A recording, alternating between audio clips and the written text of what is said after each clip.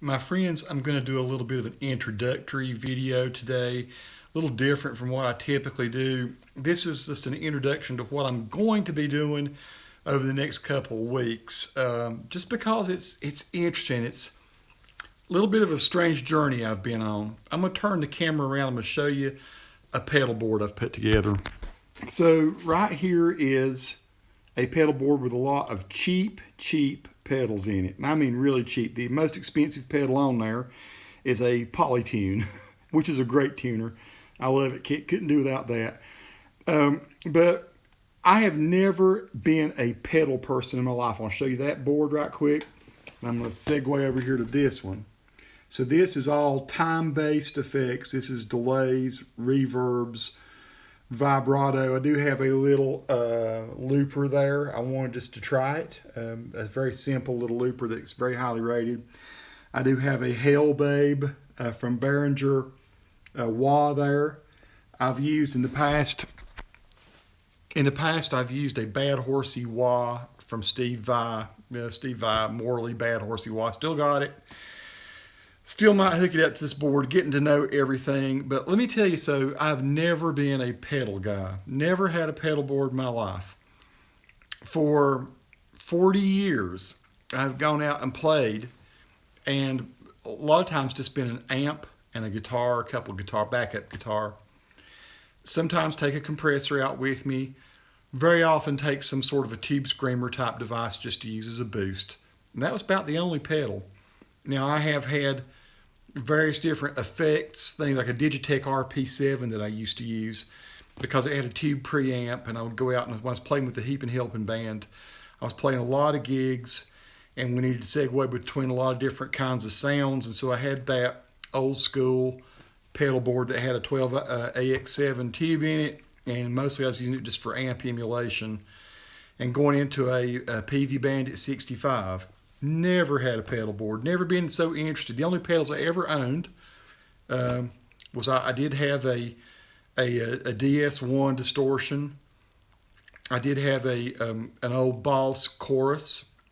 I had a compressor limiter. Trying to think if I had anything else. I did have an old I can't even remember the name of it. Arion, I think it was ARION, a digital delay. But, I would use those or maybe not use those. Typically just go out, use the reverb that's on the amp, maybe a little bit of delay, and a tube screamer. And that was it. That's what But, why have I done this?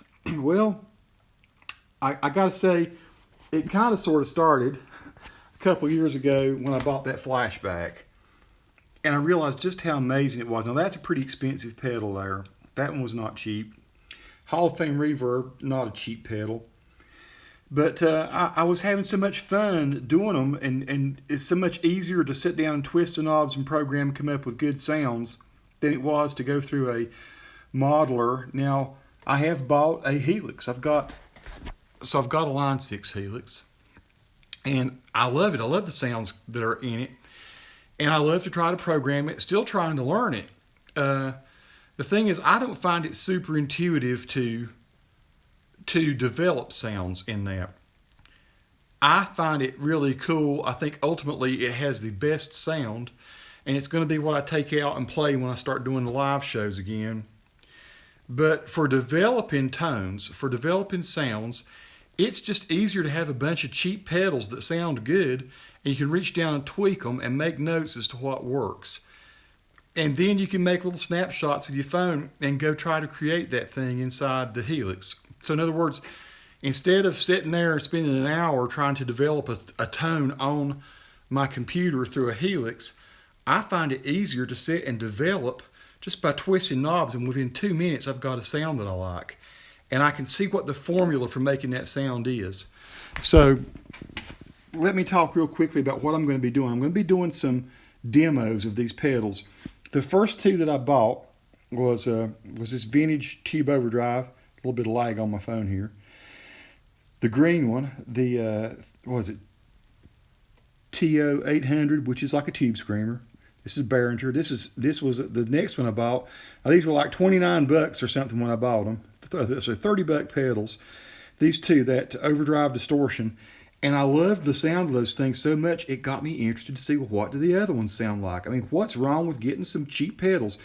And so Sweetwater had a deal, and maybe it's still going on, I don't know, where you can get just basically everything in the Behringer line for $19. $19 for all these pedals that I bought. The only one that was more expensive than, I think it was $49 for the Hellbabe wah, which is a pretty good wah. I've still got to dial in a few things on it. But every other pedal that's a Behringer on here, that Ultra Metal there that's red, I got it for $19. That Tube Amp Modeler down here that's blue, got it for $19. The Super Fuzz, I've never been a fuzz guy. Never thought fuzz was very cool. Exactly, this wasn't my thing, but I gotta say, I am super enjoying the sound of that thing. And then these other two pedals here, the Joyos, or Joyo, however you say it. The AC Tone, I've already done a demo of that, and the American. That's a Vox emulator over here. And there we go, where the AC Tone is. And then the American is, of course, a Fender type amp modeler.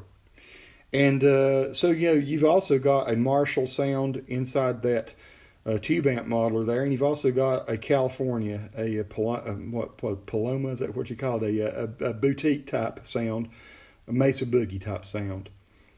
And so it also has a Fender in it. But so none of those three amp modeling pedals are as good as a Strymon Iridium. And I do have my buddy Lee Setzer's Iridium. And the thing that's superior with it is just the fact that it has the impulse responses. I mean, honestly, you can get a really good American tone, really good Vox tone out of that, and you can get a pretty decent Marshall and Mesa Boogie out of that blue. But you don't have the sound of the cabinets. And that's what really is superior about that Iridium, but it's not a cheap pedal, it's an expensive pedal. Right now, what I'm doing, I'm trying to determine, what do I need to get an Iridium? I think what I need to do is just hang with my Helix and create the sound of the cabinets and things with the Helix, and just use this for fun and for tone development, and see what what's it going to sound like if I have an Uber Metal type pedal like that Ultra Metal up there going into the American. Oh, and guess what? Maybe I'm pushing it with a little bit of fuzz. So these are the things I'm going to be experimenting with. I'm going to make some videos that show how these cheap $19 pedals really sound phenomenal and can work. Nothing on this entire board right here was expensive, except for the Polytune. We're talking about, right now, 5 of those pedals that are on that board you can get for $19 each, and then those two Joyo pedals are $39 a piece. So this is a super economy board. Now this is all gain. This is all my amp simulation and gain. And I'm going to make a decision when my taxes come in, probably, do I need to get an Iridium? I have to say, I've been very impressed with that. I do like some things that it does. It is pretty cool to have that even for developmental purposes. Although, like I say, the line is blurred when you've got a Helix already that does the same kind of things in a more powerful way. Just that this is so dang easy. It's just so freaking simple and easy. So what I've got, all my signals coming in through that Polytune up there, going through all this, whatever I want to turn on or off. So I can turn on, if I want to turn on a fuzz, if I want to turn on the overdrive, and have both those things going. And maybe I want to go through this modeler, or maybe I want to go through the Joyo, or the American. Maybe I want to go through the American and the AC Tone. The thing I'm finding out is even though these pedals are ultra cheap, they're very quiet. Just don't push them to the max, and they don't introduce a whole lot of noise into the signal chain. So I have all of those going into the wah, and so the wah handles, of course, the tone, the sweepable treble, bass to treble ratio there from all the gain type things and the amp sounds. And then I'm going into the silencer there, which I can use in case I have pushed things a little too much, and I need to clamp down on it, do a little bit of a noise gate. But typically, what I'm doing, I'm trying to be conservative enough with these settings here that I'm not just insane. I'm not trying to do heavy metal, but I am enjoying all kinds of different distortions, overdrives, and fuzzes with this little thing here, and some amp gain. And then after I come out of the silencer, I'm going into the Ultra Vibrato, which I got to say is a pretty dang impressive little pedal. JHS Pedals YouTube channel, the guy told me on there that this was his favorite one. Didn't tell me, he told the world. And I have to say it's pretty cool, and I'm still trying to dial in exactly what I want to get from that, but I do like vibrato sounds. I have not even made a loop yet with that little baby, but that's getting ready to happen. I'm working with that, and I absolutely love this Flashback X4.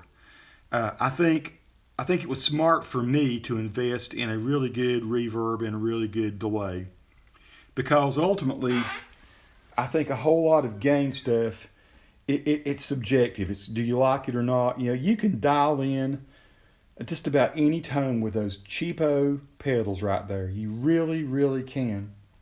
So, and then I'm going straight out to my mixer, to my Zoom LiveTrack 12, L12 LiveTrack, which has really sort of revolutionized how I do my audio for my videos, and how I do it for, recordings here in my little studio. So, and that's not to say that I might not use any or all of this stuff and go at some point into this Fender GTX 100, which has some really good cabinet type emulation stuff in it. So,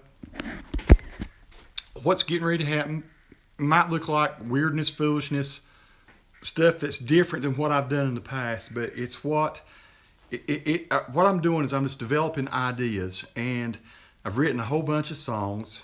I'm working on a whole lot of songs that I've never done anything with. I've just got a huge backlog of stuff that I've written. Some of it I play in the little demo videos, some of the little blues riffs and stuff, and there's bits, elements, chords and stuff that you'll hear if you watch me noodling around. It's really parts of songs that I've worked on for years, and I'm just playing little bits and pieces of them, and trying to avoid doing copyrighted stuff so I don't get a ding. So folks, this is what's coming up. There'll be a whole lot of just say maybe off the wall stuff, but I really want to do justice on all these pedals and show what they'll do. I've never really fully shown the extent of what that green Tube Screamer will do, what the purple overdrive will do. This thing is really cool, the metal. I'm not a metal type guy, but there's some really usable tones even for the blues rock that I do, the classic rock style. Super Fuzz, boy, it's been a revelation for me. It is fun. There's all kind. I tell you, the rectified sound, the Mesa Boogie sound that's in this little guy right here is just impressive. It's a lot of fun. And then I love these two Joyo pedals. I might end up getting the British one. I might end up getting the California in that at some point, just for fun, since they're just $39 a piece. And we're going to think and pray about the Iridium. So that's what's coming, folks. Lots of experimentation and demonstration, and then application. Because I'm, even though people don't really go watch my original songs much, give them a shot. Go listen to some just type in Tony Lee Glenn original song, and you'll see a whole bunch of stuff's out there. I mean, some of them have been watched less than 1,000 times. It's hard for people that actually write music to get attention, and really particularly looking for it. I hate to have done the work and nothing come of it. So I don't care if 500 people watch the video, or 30 people watch it, or 10,000. It'd be better if it was more instead of less, but I'm going to start putting them out there anyway. The Lord gave me songs, and so I'm going to start slinging them out in the world. They may be band in the box backing tracks, and Logic Pro drummers on there. I've not decided to go buy Easy Drummer or anything yet, and I do have friends that are drummers, so I still from time to time thinking I'm going to incorporate real drummers. I always like to in my songs in the past. I've always used real drummers if I put out a demo. And so we'll see. Peace to all who watch. Subscribe to the channel if you like.